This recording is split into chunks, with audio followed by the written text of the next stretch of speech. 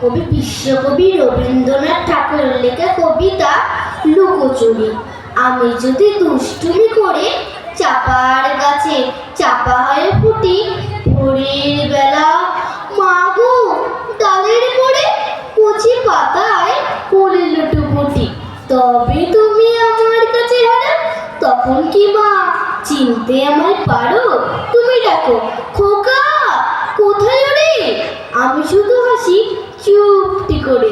যখন তুমি থাকবে গাছ নিয়ে, সবই আমি দেখবো নয়ন মেলে।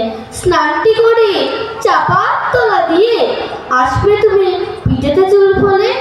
এখান দিয়ে পুজোর ঘরে যাবে, দূর থেকে ফুলের গন্ধ। তখন তুমি বুঝতে পারবে না সে তোমার খোকার গায়ের গন্ধ আসে।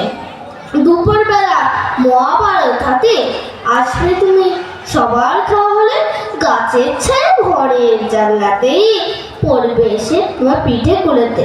আমি তোমার ছোট্ট ছায়াখানি দোলাবো তোর বইয়ের পানে আনি। তখন তুমি বুঝতে পারবে না সে তোমার খোকার, তোমার চোখে খোকার ছায়া বাসে। সন্ধেবেলায় প্রদীপ খানি জেলে যাবে তুমি গোয়াল ঘরে। তখন আমি ফুলের খেলা খেলে টুপ করে মা করবো হয়ে চড়ে। আবার আমি তোমার খোকা হব, গল্প বলো তোমার কি কব। তুমি বলবে দুষ্টু ছিলি কথা, আমি বলবো না সে কথা। নমস্কার।